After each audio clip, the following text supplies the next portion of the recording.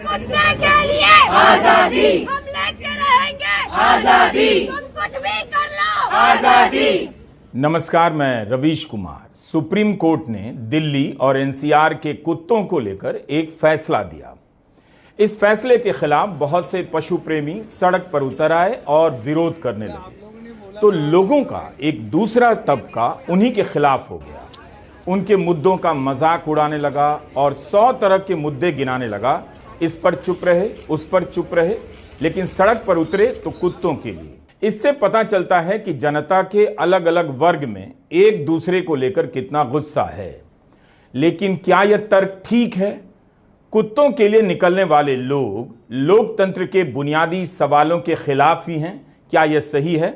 हमें कैसे पता कि उनमें से किसी ने नफरती हिंसा का विरोध नहीं किया?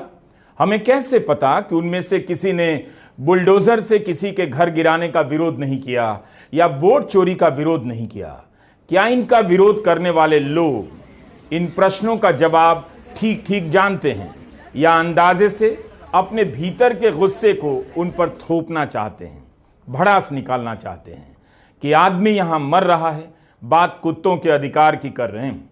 इस तरह से तो आप किसी भी मुद्दे का मजाक उड़ा सकते हैं। जो लोग कुत्तों के हक में उतरे उनकी बातें भी मुझे ठीक लग रही थी, और जो लोग इनका मजाक उड़ाने लगे उनका तरीका ठीक नहीं लगा, पैमाना ठीक नहीं लगा, लेकिन उनकी भी कई बातों में दम तो था।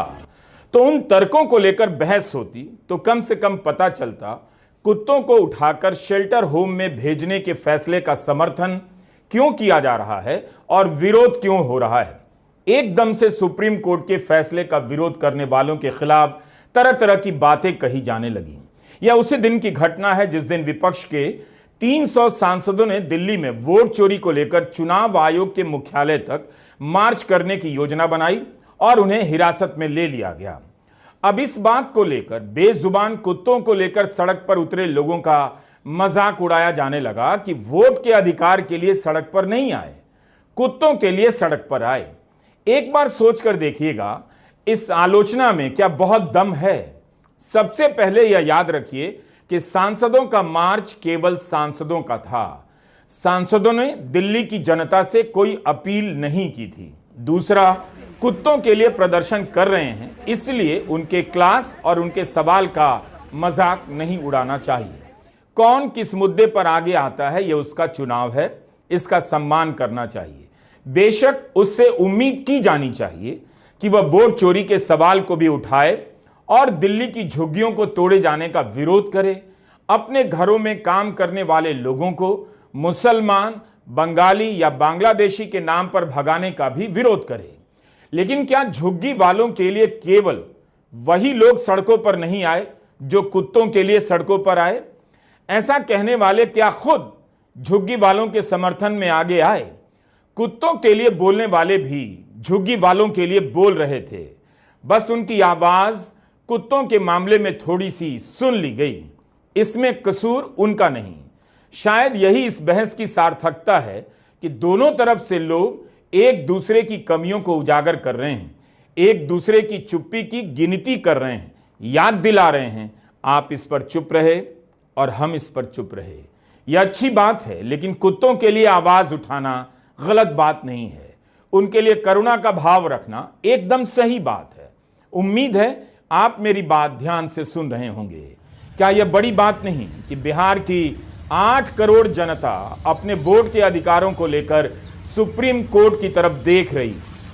2 महीने से सुनवाई चल रही है। हर सुनवाई में कमोबेश सेम सवालों के आसपास चर्चा घूम जाती है। लाखों लोगों के वोट का अधिकार खतरे में है। करीब 65 लाख तो ड्राफ्ट के लेवल पर ही बाहर कर दिए गए हैं। अभी और कई लाख वोटर बाहर किए जा सकते हैं। जिसका घर बाढ़ में डूब रहा है वह आवासीय प्रमाण पत्र और जाति प्रमाण पत्र के लिए कैसे भाग सकता है? वह खुद को डूबने से बचाए या अपना वोटर कार्ड दिखाए।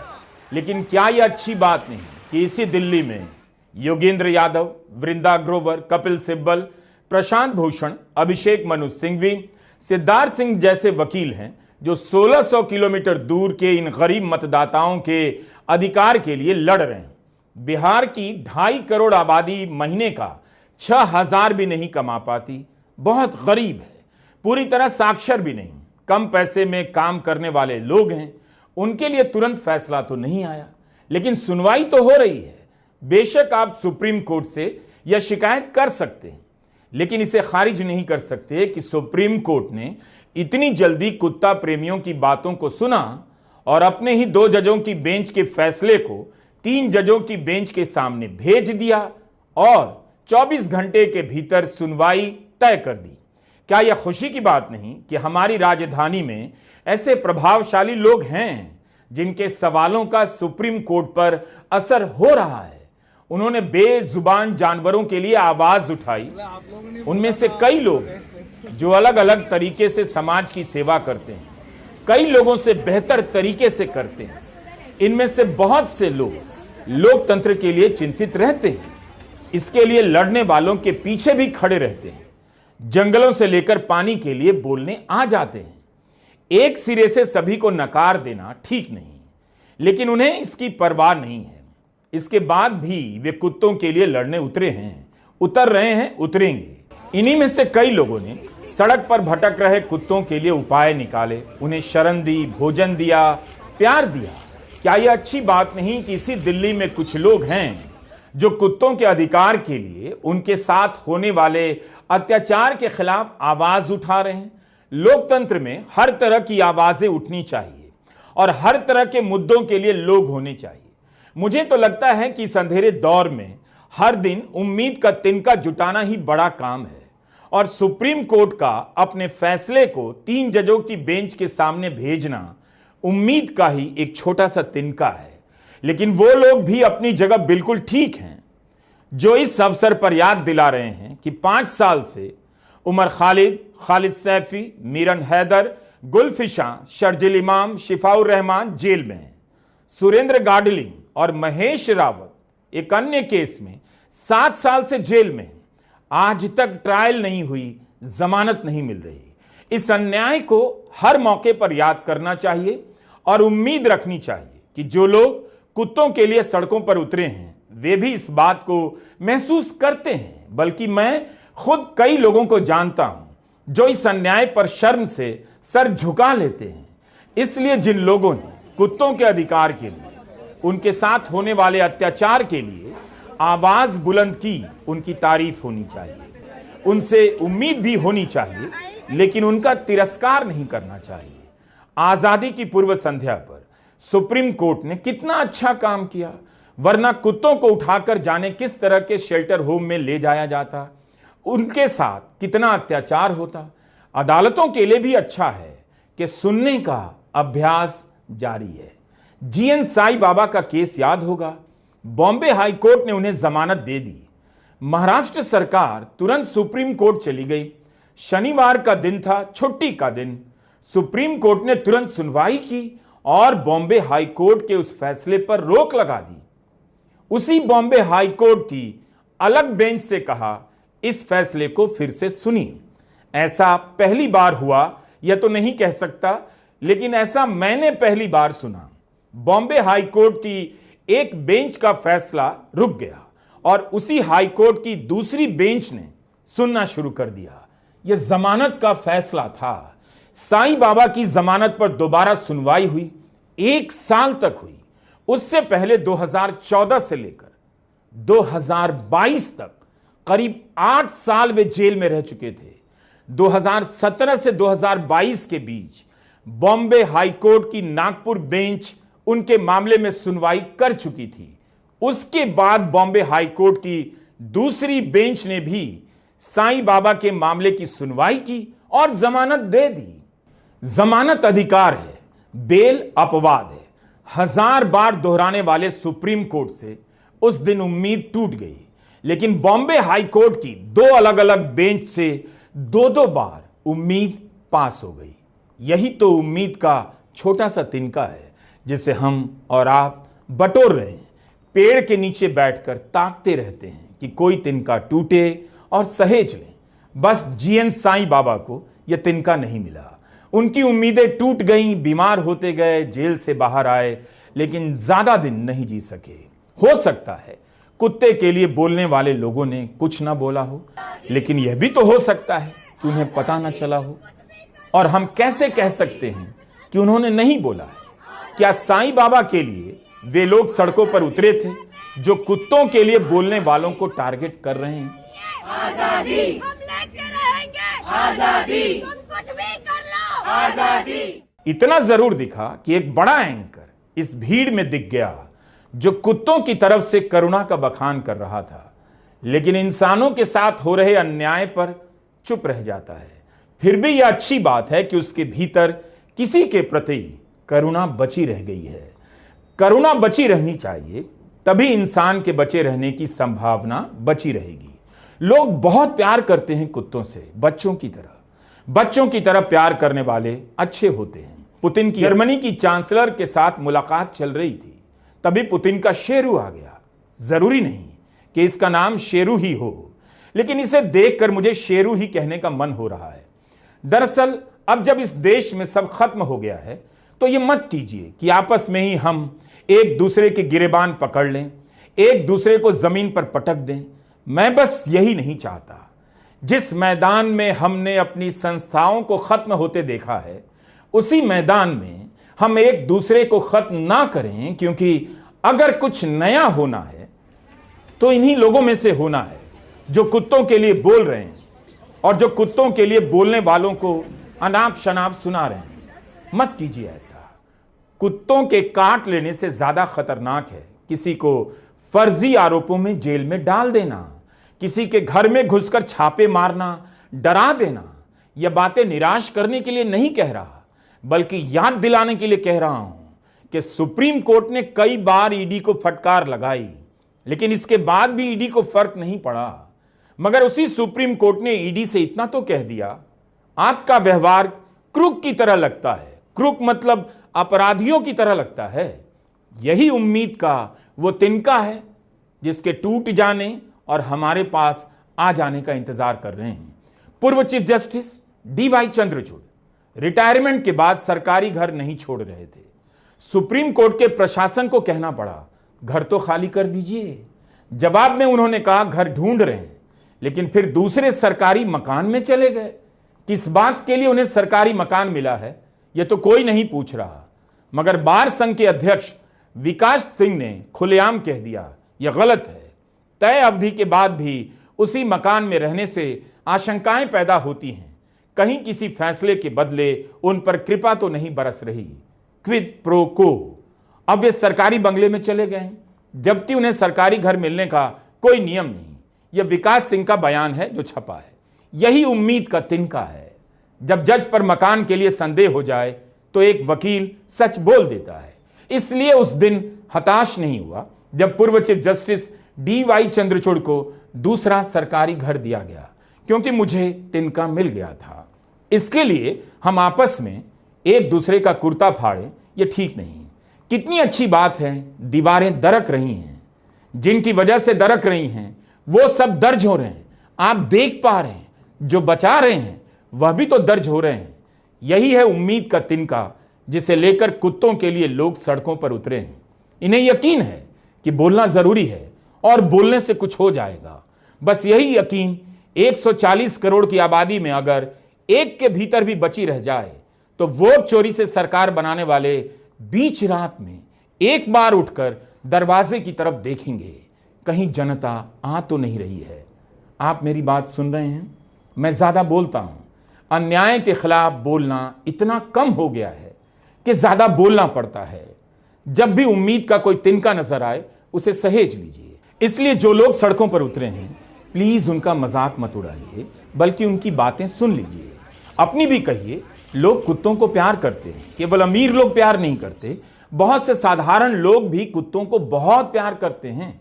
बच्चे उन्हें पुचकारने के बहाने प्यार करना सीखते हैं। ये वे लोग नहीं जो केवल नारे लगाने उतरे हैं, बल्कि जब नारे नहीं लगा रहे होते हैं तब भी इन कुत्तों के लिए खाना और सर्दी के समय कंबल का इंतजाम कर रहे होते हैं। क्या यह सुंदर कल्पना नहीं है? एक बार प्रधानमंत्री नरेंद्र मोदी ने कहा, पिल्ला भी कार के नीचे आ जाता है तो दर्द होता है। भारत के राजनीतिक ही नहीं, दर्शन के इतिहास में, करुणा के इतिहास में ऐसी व्याख्या किसी ने नहीं की। इसे सुनते ही अपनी आंखों में आंसुओं को खोजने लगा, उनके नहीं टपकने पर कोसने लगा। बस याद आ गया कि सवाल के जवाब में उन्होंने यह बात कही, और यह भी याद आ गया कुत्तों के साथ अमानवीय बर्ताव करने का आदेश आया तो पिल्ले के लिए दर्द रखने वाले हमारे करुणामयी प्रधानमंत्री मोदी चुप रह गए। मुझे तो लगा था कि प्रधानमंत्री बनते ही वे पिल्लों के संरक्षण के लिए शेल्टर होम खुद से बनवाएंगे ताकि कार के नीचे ना आ सकें और उन्हें दर्द ना हो। बेशक कुत्ते जिन्हें काटते हैं गरीब लोग होते हैं, रोज काम पर जाने वाले होते हैं, स्कूल जाने वाले बच्चे होते हैं। कई बार मामला जानलेवा हो जाता है, लेकिन उसी फुटपाथ पर क्या कुत्ता ही समस्या है? वह फुटपाथ कितना असुरक्षित है, रोशनी नहीं, सफाई नहीं, उस पर चलने वाली एक लड़की की जान निकल जाती है। गुंडे पीछा करते हैं, गुंडे नहीं, भारत के मर्द पीछा करते हैं। उनको पकड़कर शेल्टर में कोई नहीं डाल रहा, वे कभी भी आ जाते हैं। बलरामपुर में एक लड़की भागी जा रही है, बाइक से लड़के उसका पीछा कर रहे हैं, उसे कुत्तों ने नहीं काटा, उसके साथ बलात्कार हुआ। मध्य प्रदेश में हर दिन 6 से 7 बलात्कार की घटना होती है। यह नहीं बताया गया कितने मर्द शामिल हैं। इन मर्दों को शेल्टर होम में क्यों नहीं भेजा गया? क्या ऐसे मर्दों के लिए शेल्टर होम बन सकता है जो सड़क पर चलने वाली लड़कियों को काट लेते हैं, नोच लेते हैं? तो क्या यही समाधान है कि कुत्तों के साथ अत्याचार किया जाए, या समाधान ऐसा निकाला जाए जो हर पक्ष के लिए बेहतर हो? शेल्टर होम बनाना आसान नहीं, आज तक गौशालाएं नहीं बन पाई। इतने लोग गौ रक्षा की अफवाह के नाम पर सड़क पर मार दिए गए। आए दिन यूपी से वीडियो आता रहता है, सांड ने हमला कर दिया, किसी को मार दिया। अखिलेश यादव भारत के एकमात्र राजनेता हैं जो सांड के हमले के खिलाफ नित्य बोलते हैं। सांड की समस्या क्यों पैदा हुई? कारण सब जानते हैं, बोलता कोई नहीं। सांड जान ले रहा है। सांड से खेतों को बचाने के लिए लोग अपने पैसे से कांटे की तारें लगा रहे हैं, फिर उसमें करंट भी दौड़ा रहे हैं ताकि सांड मर जाए। दया और करुणा में हमारा समाज दुनिया में अव्वल बताया जाता है। बाकी कहीं भी दया और करुणा तो है नहीं, केवल भारत में ही है जो बार बार बताया जाता है। क्या आप यूपी के सभी सांडों को किसी बाड़े में बंद कर सकते हैं? सड़कों पर घूम रही गायों के लिए क्या हर जगह गौशालाएं बन गई हैं, बनाई जा सकती हैं? इतनी गौशालाएं बनाई जा सकती हैं? जवाब दीजिए। बन गई होती तो सड़कों पर गायें प्लास्टिक खाती ना दिखती और सांड अटैक ना कर रहे होते। उनकी जमीन पर कब्जा कर आपने घर बनाए, दुकानें बनाई, प्लॉट काट लिए और गायों से कहते हैं गौशाला में रहें। खेतों में अनाज को नष्ट कर देता है सांड, लेकिन क्या उन सभी को गौशाला में रखा जा सकता है? इसका मतलब है इस समस्या के समाधान को लेकर हम ठीक से नहीं सोच रहे हैं और समाधान करना भी नहीं चाहते। कुत्तों के काटने की समस्या तो है, आए दिन हिंदी अखबारों में यह गिनती छप रही है और बहुत भयावह है। संख्या मामूली नहीं, सैकड़ों में है, कहीं कहीं हजारों में है। मैं खुद इसे इंस्टाग्राम पर शेयर करता रहा हूं, लेकिन इसका समाधान कोर्ट के आदेश से नहीं होगा। कोर्ट ने भीड़ की हिंसा रोकने के लिए लंबा चौड़ा आदेश दिया, आज तक भीड़ की हिंसा नहीं रुक पा रही है। किसी भी मकबरा को मंदिर घोषित कर हमला कर दिया जा रहा है। फतेहपुर में 200 साल पुरानी अब्दुल समद की मजार है, 150 की भीड़ कहां से आ गई? सुप्रीम कोर्ट ने तो भीड़ की योजना का पता लगाने की पूरी व्यवस्था बना दी थी।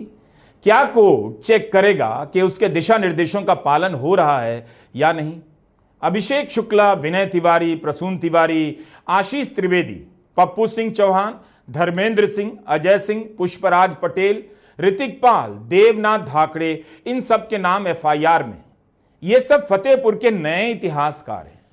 150 अनाम लोग हैं एफआईआर में।